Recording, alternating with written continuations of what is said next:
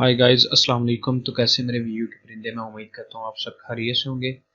Physics 101 lecture number 9, momentum और velocity, ये क्या चीज़ें होती हैं इसको डिस्कस करते हैं। इसको डायरेक्टली पेज पे लिखा है, वहाँ पे इसको मैं आपको क्लियर करवाने की कोशिश करता हूँ और बहुत जल्द अज जल्द मैं इसको कवर करवाने की कोशिश करूँगा ताकि आपको ये बात अच्छे से समझ आ जाए।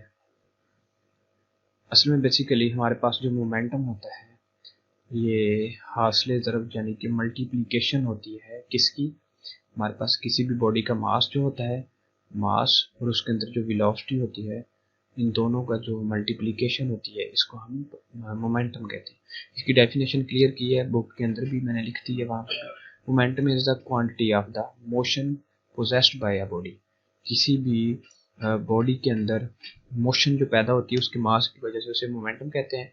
उसके बाद यहाँ पे how much the body can be move on its own force sloping, यानी कि वो कितना मूव कर सकती है, मोमेंटम कितना हो सकता है। इसको कुछ इस नज़रिए से देखते हैं कि हमारे पास जो मोमेंटम होता है ये हमेशा डायरेक्टली प्रोपोर्शनल होता है मास के। अगर मास आप किसी चीज़ का डबल करेंगे मोमेंटम भी डबल हो जाएगा। अगर आप मास कम कर देंगे, इस तरह के क्विज रहते हैं और ये डायरेक्टली प्रोपोर्शनल होता है वेलोसिटी के। अगर आप वेलोसिटी डबल करेंगे तो आपका मोमेंटम जो वो भी इंक्रीज हो जाएगा। अगर आप इसको P is equal to M V कर लेते हैं, एम वी, ठीक है, यहाँ पे m थोड़ा ख़राब हो गया, ये m है और ये v है। अगर एक की मकदार बढ़ा देंगे दूसरे की भी मकदार बढ़ा देंगे तो ये 4 टाइम हो जाएगा। अगर एक की बढ़ा देंगे जो डबल हो जाएगा। डिपेंड करता है आप कितनी वैल्यू दे रहे हैं, ठीक है। कोई भी चीज़ इंक्रीज, वेलोसिटी इंक्रीज करने से या मास इंक्रीज करने से मोमेंटम जो है उसका इंक्रीज हो जाता है, ठीक है। यहाँ पे इसका जो फार्मूला है P is equal to M V है। इसका जो SI यूनिट है किलोग्राम मीटर पर सेकंड, ठीक है। इसको आप कह सकते हैं कि न्यूटन सेकंड भी है, क्योंकि हमारे पास जो न्यूटन का हमने फार्मूला पढ़ा था वो है किलोग्राम मीटर, ठीक है। और इसको हम न्यूटन मीटर भी कह सकते हैं। और यहाँ पे हमने इसको यहाँ पे लिखा है किलोग्राम मीटर पर सेकंड। और शायद ये आपको अच्छे तरीके से नज़र आ रहा है, नहीं आ रहा मुझे, शायद इसको मैं जूम करता हूँ ताकि बात आप जल्दी समझ जाए। उसके बाद kilogram is the unit of the mass. ये जो किलोग्राम है ये इसका मतलब यूनिट मास का है। एम जो है यहाँ पे उसका M is the unit of the length, यानी कि जो हमारे पास मीटर में लेंथ होती है उसके लिए हमने यहाँ पे ये जूम होने की वजह से थोड़े से पिक्सल फट गए हैं। और टी जो है सेकंड टाइम है, तो इसको आप इसकी जो डिमेंशन है वो कुछ इस तरह से लिखेंगे, एम एल टी इनवर्स, ठीक है। और it is a vector quantity, क्योंकि ये वेक्टर क्वांटिटी है। मोमेंटम हमेशा वेलोसिटी की वजह से पैदा हो रहा है, तो ये एक वेक्टर क्वांटिटी है, ये एक क्विज है, ठीक है। और ये आपका पहला जो पॉइंट है कि मास और वेलोसिटी जो होती है, मास ऑफ बॉडी और वेलोसिटी को जो मल्टीप्लाई करते हैं उसको मल्टीप्लाई करने से ये पहला पॉइंट जो है आपका क्लियर है।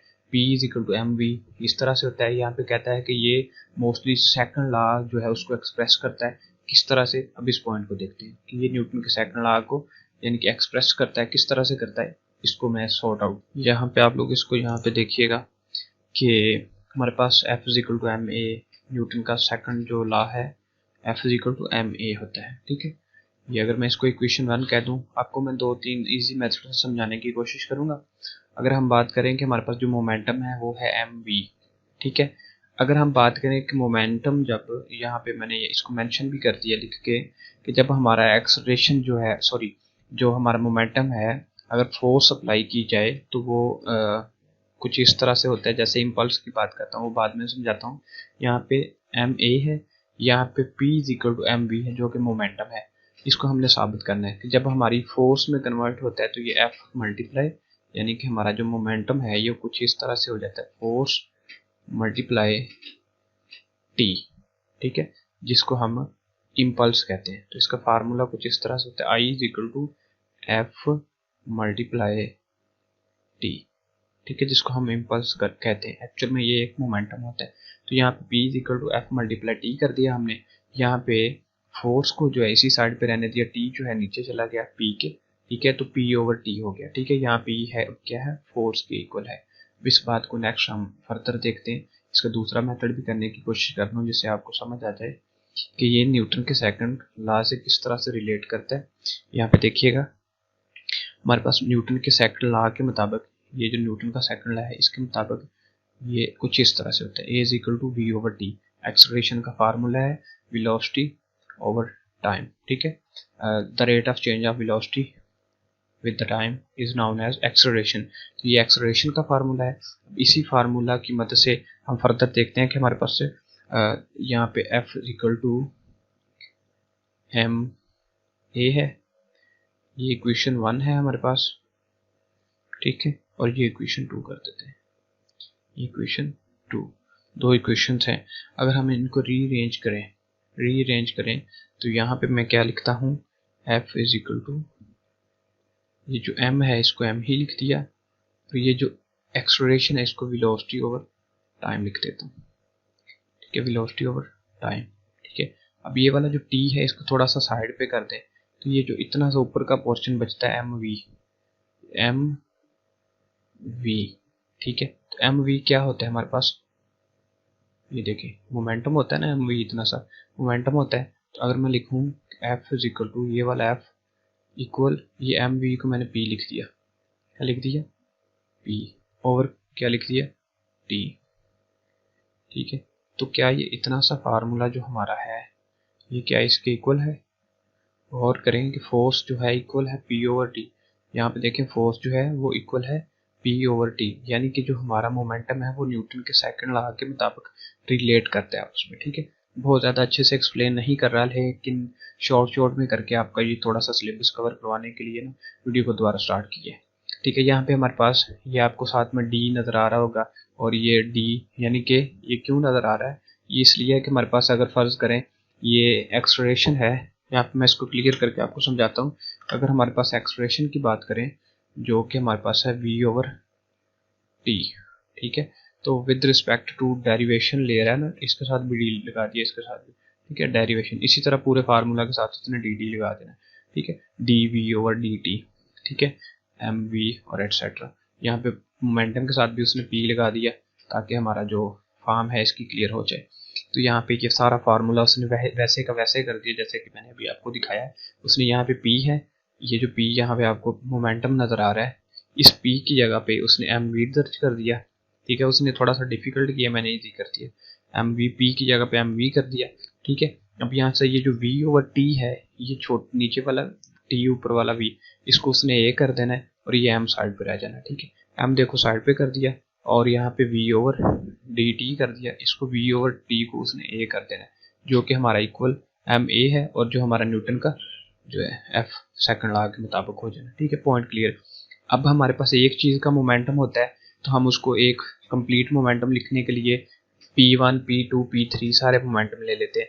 तो यहाँ पे ये वाली लाइन अगर आप क्रॉस कर दें, इसको यहाँ पे मैं देखने की कोशिश करता हूँ, ये पॉइंट आपका क्लियर कर दिया। अभी यहाँ पे इसको देखने की कोशिश करते हैं, अगर ये वाली जो इतनी सी लाइन है अगर हम इसको क्रॉस कर दें, हम इसको बोलें कि ये लाइन हमें नहीं चाहिए, क्योंकि यहाँ पे देखिए ये जो P है इसके साथ डी लगा दिया, इसके साथ डी, इसके साथ सबके साथ सिर्फ डी डी लगाया है, जो कि इस तरह से था, बाकी वही फार्मूला जैसे आपने पढ़ लिया, ठीक है। तो इन सब को जमा किया तो ये फाइनल P बन गया। तो जब हमारे पास P जो है मोमेंटम वो फोर्स के इक्वल है, तो यहाँ पे F1, F2, F3 final force उसको लिख दिया है, सिंपल सा प्रोसेस था। बाकी यहाँ पे उसने बोला rate at which total momentum change is equal to total force, it make sense, ठीक है। अभी ये उसने यहाँ पे एक क्विज दे दिया है, इसको देखिएगा। यहाँ पे उसने आगे नेक्स्ट बताया है पॉइंट नंबर 4 के अंदर कि आपका जो इसको हम सिग्मा की फॉर्म में लिखते हैं तो इसका क्या प्रोसेस है, इसको यहाँ पे देखिएगा। वो कहता है कि when total momentum is equal to zero, जब हमारा टोटल मोमेंटम अगर हम इसको इक्वल टू जीरो कर दें तो हम उसको कुछ इस तरह से लिखते हैं, sigma F E x T, यानी कि यहाँ पे इक्वल टू जीरो कर दिया है, यानी कि हमारा जो टोटल मोमेंटम है उसको हमने सिग्मा की नोटेशन में लिखा, टोटल मोमेंटम को हमने इक्वल टू जीरो कर दिया, जो कि आपका पॉइंट नंबर 4 है। यानी कि ये देखिएगा आपकी जो टोटल फोर्स एक्सर्ट करती है ई एक्स टी, उसको हमने लिख दिया कि आपका ये इक्वल टू जीरो है, यानी कि टोटल मोमेंटम आपका इक्वल टू जीरो है। बाकी इसको पढ़ लें, इसमें से कोई इंपॉर्टेंट क्विज आपको मिल सकता है। उसके बाद यहाँ पे ये बहुत ही इंपॉर्टेंट पॉइंट है जो अभी हम पढ़ने लगे हैं, पॉइंट नंबर 5, ये बहुत ज़्यादा इंपॉर्टेंट। यहाँ पे देखिएगा जो हमारे पास पॉइंट नंबर 5 है, इसके अंदर दो बाल्स मैंने लिखी हैं, दो बाल जो यहाँ पे मैंने दोबारा मेंशन भी कर दिए हैं कि एक बाल जो है वो M1 की है, दूसरी बाल M2 की है। ये वाला जो पॉइंट है ना, ये वाला आपका जो पॉइंट है इसको क्लियर करने की कोशिश कर रहा हूँ। जो आपका पॉइंट नंबर फाल है 2 बॉल्स की बात कर रहा है जब वो मूव करती है, इसके पीछे पूरा मतलब मैथमेटिकल थ्योरी है थोड़ी सी, वो मैं एक्सप्लेन नहीं करूँगा क्योंकि इतना टाइम नहीं है, बहुत कम टाइम है। M1 बाल मूव कर रही है, M2 मूव कर रही है, इनको नॉर्मल V और ये V2 कहा जाता है इसको, क्या इसको V2 कहा और इसको V1 नॉर्मल वैल्यूज इनको कहा, ठीक है। थोड़ी देर के बाद ये बाल जो M1 है ये इस बाल के साथ टकरा जाती है, ठीक है, बाल दूसरी के साथ ये टकरा जाती है, ये एक दूसरे पे एक फोर्स एक्सर्ट करते हैं। ये वाली जो फोर्स है इसकी, ये इसके ऊपर ऐसे थोड़ा मैं कैप डाल देता हूँ ताकि आपको बात को समझना आसान हो जाए, और इसको ऐसे रहने देते हैं। ये इस साइड को इसको मूव करता है और ये इस साइड को जो है इसको मूव करता है, ठीक है। ये फोर्स है दोनों मासेस की एक दूसरे के ऊपर। जब टकराने के बाद जो हमारे पास M1 मास है, इसकी जो वेलोसिटी है, इस मास की M1 की जो वेलोसिटी है, इसको वेलोसिटी V1 प्राइम का नाम दे दिया, और जो वेलोसिटी V2 है इसको V2 प्राइम का नाम दे दिया, ठीक है। उसके बाद इनके लिए कैलकुलेशन होती है, आप गूगल कर लीजिएगा, मैं कैलकुलेशन नहीं करूँगा। थोड़ा सा एक का पॉइंट लिख देता हूँ मैं। हमारे पास जो फोर्स होती है एफ प्राइम की बात कर लेते हैं। एफ प्राइम यहाँ पे इस पर लिखना भी थोड़ा सा मुश्किल होता है माउस की मदद से। एफ प्राइम जो होती है M1 और V1, ठीक है, का प्राइम, V1 का प्राइम माइनस M1 और V नॉर्मल जो 1 है उसको इसमें से माइनस करना है, और ओवर T, ठीक है, फार्मूला के मुताबिक, ठीक है, इसमें से T कर देना है इसको। अब अगर हम ये बात करें कि इस T को इसके साथ ज़र्ब कर दें, मल्टीप्लाई कर दें, ठीक है, तो मैं इसको यहाँ पे डायरेक्टली यानी कि मल्टीप्लाई T लिख देता हूँ यहाँ पे, ये T लिख दिया, और यहाँ से नीचे से इसको ख़त्म कर दिया, यानी कि अब ये नीचे नहीं है।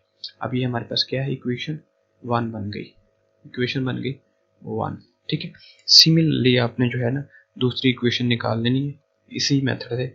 उसके अंदर क्या होगा आपके पास है, आपके पास M2V2 यानी कि M2V2 प्राइम माइनस M2V2 होगा, ठीक है। और ये भी इसी तरह मल्टीप्लाई किसके होगा, F मल्टीप्लाई जो आपके पास T की वैल्यू है वो, लेकिन यहाँ पे इसके ऊपर प्राइम नहीं होगा। दोनों वैल्यूज जो है मल्टीप्लाई की दोनों आपस में। अब जो हमारे पास मोमेंटम का लॉ होता है, लॉ के मुताबिक अगर हम बात करें मोमेंटम के लॉ के मुताबिक, तो इसकी एक डेफिनेशन होती है कि law of conservation of momentum, the total linear momentum of isolated system remain constant, यानी कि कांस्टेंट रहता है, लॉस नहीं करता। तो अगर हम बात करें कि इन दोनों इक्वेशंस को रीअरेंज करें, तो इसको मैं क्या करता हूँ, यहाँ से इतने से प्रोसेस को यहाँ से कॉपी कर लेते हैं ताकि इसको वहाँ पे कॉपी कर दें। अगर आपको ये फाइल मिले क्लास के अंदर, हमारी जो ऑनलाइन क्लास होती है उसके अंदर अगर आपको ये फाइल मिले तो आपके लिए ये आसान रहे पॉइंट को समझना। इसको मैं यहाँ पे पेस्ट कर देता हूँ, और बाकी का जो पोर्शन है उस पर बहस कर लेते हैं।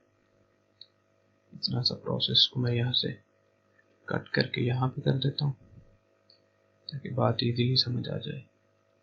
अब हम बात करते हैं कि हमारे पास ये किस तरह से वर्क करेगा। हमारे पास जब ये दोनों फोर्सेस एक दूसरे के अपोजिट होंगी, एक फोर्स बताया था, एक फोर्स दूसरी तरफ होगी, यानी कि एक नेगेटिव में होगी एक पॉजिटिव में होगी, एक को आपको नेगेटिव लेना पड़ेगा, एक को पॉजिटिव लेना पड़ेगा। और अगर इसको मैं इक्वेशन के दूसरी साइड पे ले जाऊं तो यहाँ पे क्या होगा, एफ प्लस हमारे पास जो एफ प्राइम है, एक प्राइम है एक दूसरा ले लो, इक्वल किसके आ गया, 0 के, ठीक है। ये जो हमारे पास ये वाली इक्वेशन है और ये वाली इक्वेशन है, इनका ये वाला पोर्शन छोड़ दो, ये वाला जो दूसरे वाली साइड का पोर्शन है, अगर उसी पोर्शन को उठा लें तो इन दोनों की वैल्यूज यहाँ पे पुट कर दो। दोनों की वैल्यूज यहाँ पे पुट कर देता हूँ ताकि यहाँ पे बात समझ आ जाए। यहाँ पे हम बात करते हैं M1 V1, ठीक है, और माइनस M1 V1 प्राइम था, V1 प्राइम, और आगे प्लस आ जाना है दूसरी जो वैल्यू है, दूसरी तरफ की फोर्स की जो वैल्यू है M2 और V जो है इसमें 2, और इसमें से माइनस M2 और V2 सारी वैल्यू। एक्चुअल में ये वैल्यू कुछ इस तरह से होगी, इसको मैं थोड़ा सा ऊपर करके लिख देता हूँ यहाँ पे, इसको मज़ीद अच्छे से एक्सप्लेन ही कर लेते हैं। M1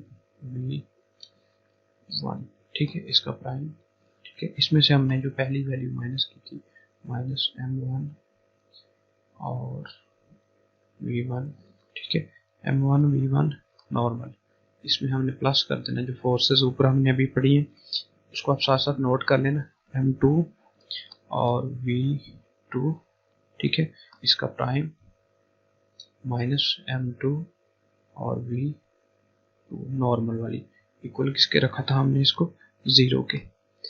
अब ये वाली जो वैल्यू है एक साइड की वैल्यू एक साइड पे कर दे तो m1 v1 plus m2 v2 equal क्या आ गया हमारे पास, जो आपकी दूसरी वैल्यू थी प्राइम वाली m1 v1 का प्राइम प्लस m2 v2 का प्राइम, ठीक है। ये देखिएगा हमारे पास लॉ ऑफ कंजर्वेशन जो है उसके मुताबिक क्या वैल्यू है कि हमारी जो वैल्यू मोमेंटम है एक साइड से दूसरी साइड पे चेंज हो जाता है, यानी कि 1 वाली वैल्यू 2 में चेंज होगी लेकिन ख़त्म नहीं हुई।